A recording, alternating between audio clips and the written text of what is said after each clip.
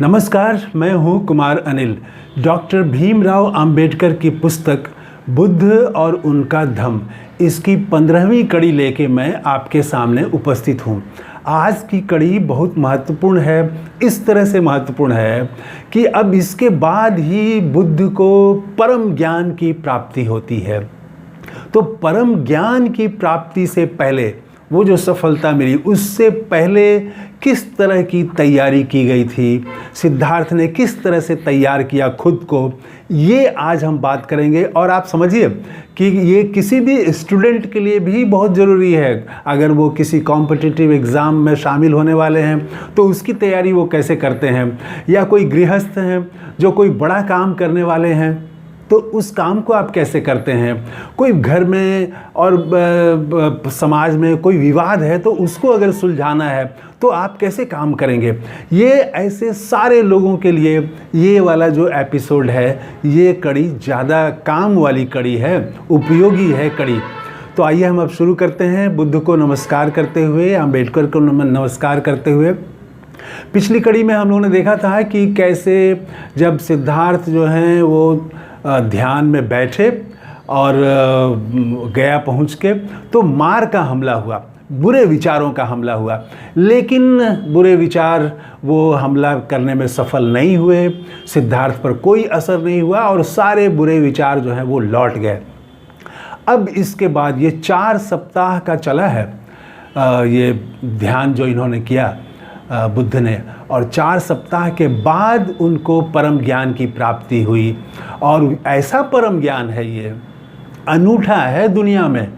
तो जैसे आप देखेंगे कि महावीर को भी ज्ञान प्राप्त हुआ, उन्होंने भी दुनिया को ज्ञान दिया, लेकिन वो एकदम नवीन नहीं था क्योंकि उसके पहले 23 तीर्थंकर हो चुके थे।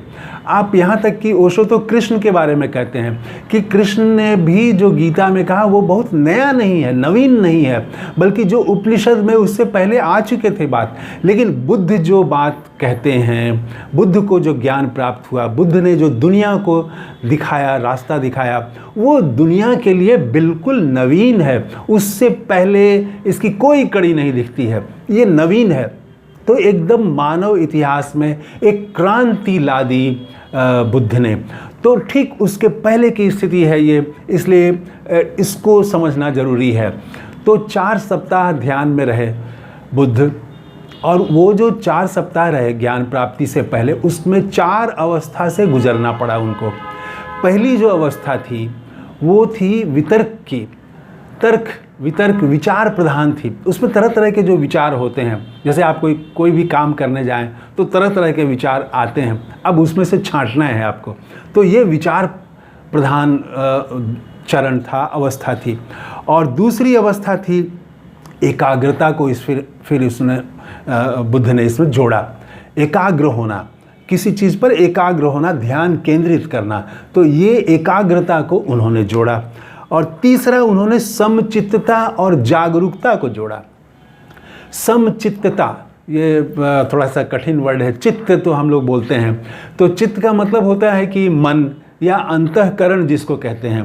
तो आपके भीतर जो चल रहा है, जो भीतर जो है, तो वो उसमें सम भाव लाना। ये सम बार बार आएगा, सम्यक चिंतन और सम्यक विचार, ये सम्यक शब्द आगे भी आएगा। तो समचित्तता, चित्त की समभाव में चित्त हो आपका। और जागरूकता, ये जागरूकता जो है ये बहुत ज़रूरी है किसी के लिए भी।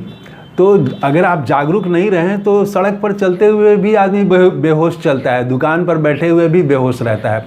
वो बैठा हुआ तो दुकान पर है, चल तो रहा है रास्ते पर, लेकिन ध्यान कहीं और है। तो जागरूक होना, किसी चीज़ को देखे तो तुरंत लालच, पाने की इच्छा, किसी स्त्री को देखे तो बुरे विचार अगर आ रहे हैं, तो ये सारे जो विचार हैं इसमें जागरूकता अगर रहेगी तो जागरूकता को कहते हैं एक पहरेदार है, ये चौकीदार है, मन का चौकीदार है ये, कि किस विचार को भीतर आने देना है अंतःकरण में, किस विचार को भीतर नहीं आने देना है। तो ये एक पहरेदार है। तो ये जागरूकता, इसको इन्होंने समावेश किया, ये तीसरी बात थी। चौथी बात है इसमें कि बुद्ध ने पवित्रता को जोड़ दिया, इसमें समचित्तता और जागरूकता के साथ पवित्रता को भी जोड़ा। शुद्ध भाव होना। तो ये जो चार चीज़ों को इन्होंने, चार अवस्था थी और ये चारों अवस्था को इन्होंने पार किया। पहली अवस्था एक बार फिर से बोल देता हूँ, वो तर्क वितर्क विचार प्रधान वो चरण था, पहली अवस्था। दूसरी अवस्था एकाग्रता से जोड़ा। तीसरी अवस्था इसको समचित्तता और जागरूकता इसमें ले आई। और चौथी जो अवस्था थी वो है पवित्रता, उसको भी इसमें जोड़ दिया इसमें।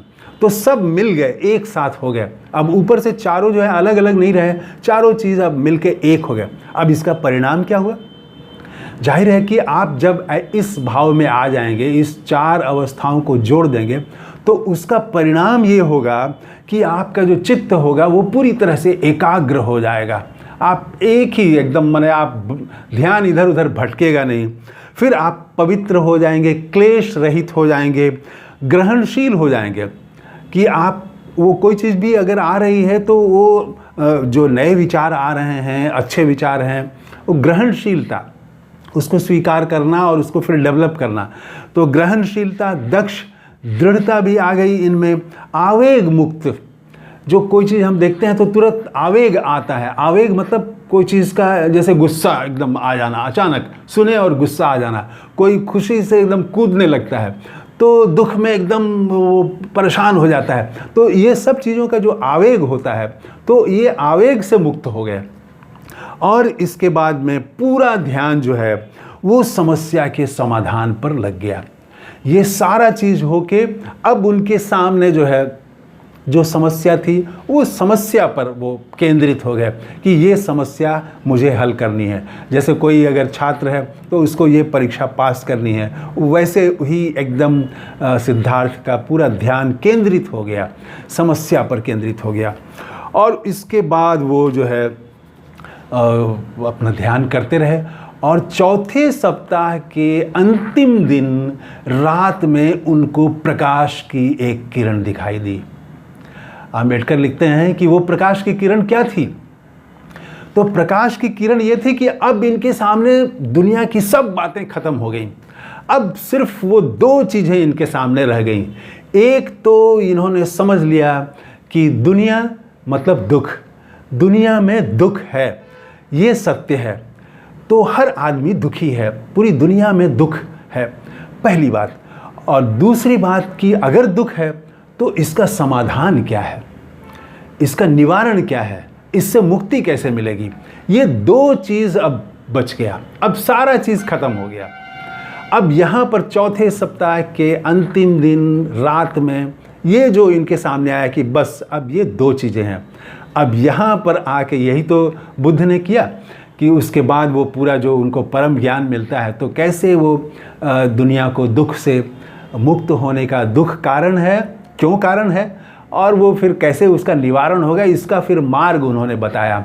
इसके बाद परम ज्ञान की उनको प्राप्ति होती है। तो वो चौथे सप्ताह में ही वो अंतिम दिन सारा अंधकार हट गया और प्रकाश की वो किरण दिखाई दे दी। अब उनको लगने लगा कि अब परम ज्ञान जो है वो मुझे मिलने वाला है। अब वो नज़दीक निकट पहुंच गए हैं, दरवाजे पर पहुंच गए हैं। तो अगले कड़ी में हम बात करेंगे कि तो वो परम ज्ञान क्या था और कैसे उन्होंने दुख है उसका निवारण क्या बताया, इसकी हम बात करेंगे।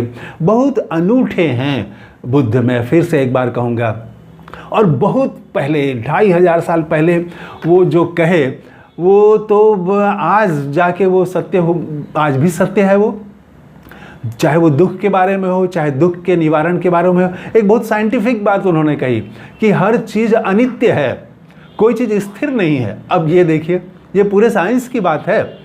तो बुद्ध कैसे साइंटिफिक वे से आदमी का वो मनोचिकित्सक हैं, मैं तो कहूँगा एक डॉक्टर हैं, वो एक धार्मिक नेता जो से ज़्यादा वो एक डॉक्टर हैं, मनुष्य जाति के, पूरी मनुष्य जाति के वो डॉक्टर हैं, वैज्ञानिक डॉक्टर हैं। तो एक अध्यात्म को और विज्ञान को दोनों को उन्होंने मिला दिया। ऐसा उसके पहले नहीं हुआ, उसके बाद नहीं हुआ। वो अनूठे हैं। तो हम अगले चरण में बात करेंगे कि वो परम ज्ञान के वो क्या है, कैसे मिला। तो ये 4 अवस्थाओं पर हमने बात की। कैसा लगा ये वीडियो कमेंट करके ज़रूर बताइएगा। थैंक यू, धन्यवाद। एक बार फिर से बुद्ध को नमस्कार करते हुए अपनी बात समाप्त करता हूँ। जय हिंद।